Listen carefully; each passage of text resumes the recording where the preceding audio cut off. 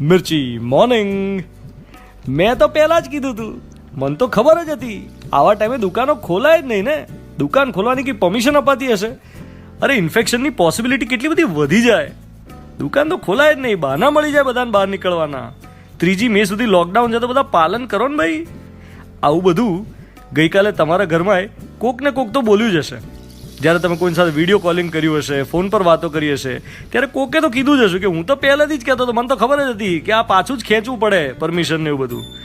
અને કોઈ નહીં બોલ્યું હોય ને તો તમે એકલા મનોમન સ્વગત આ બોલ્યા જ હશો.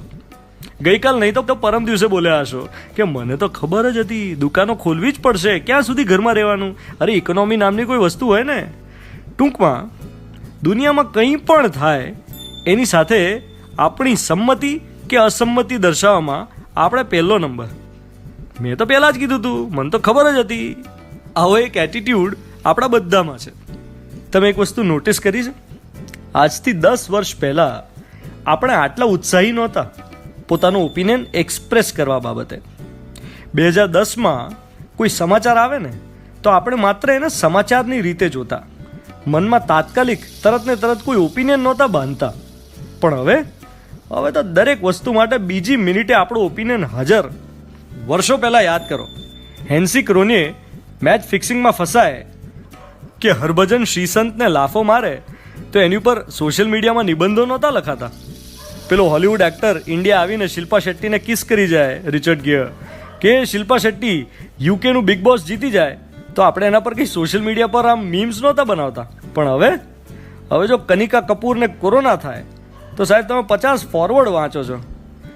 1992 યાદ કરો, નરેન્દ્ર મોદી મુરલી મનોહર જોશીએ શ્રીનગરના લાલ ચોકમાં તિરંગો લહેરાવેલો તો એ વખતે સમાચારને તમે સમાચાર તરીકે જોયેલા, મનોમંથન કરેલું, ખૂબ વિચારેલું અને અંગત મિત્રો સાથે ડિસ્કસ કરેલું.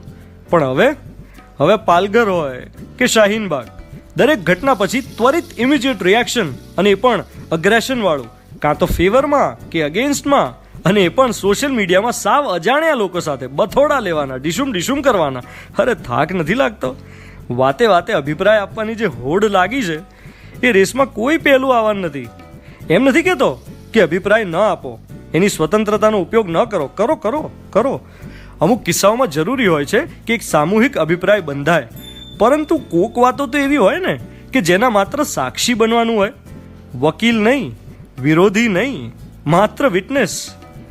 દુનિયામાં દરેક વસ્તુ પર ઓપિનિયન આપવા જશો ને તો ખર્ચાઈ જશો, જીવશો ક્યારે? દુનિયામાં દરેક વસ્તુ પર રિએક્ટ કરવા બેસીએ તો 24 કલાક ઓછા પડે. ઘટનાઓ તો ઘટ્યા જ કરે, નદીઓમાં લહેર આવ્યા જ કરે. દરેક લહેર પર ભૂસકો ના મરાય, અમુક પગ તળેથી જવા દેવાય, અને અમુક લહેરોને માત્ર જોયા કરવાની, અને અમુકમાં તરબોળ થઈ જવાનું. હવે કઈ લહેરોને જવા દેવી ને કઈમાં તરબોળ થવું એ તમે જાણો. You are listening to Mirchi. હું છું ધ્વનિત તમારી સાથે. Good morning my dear.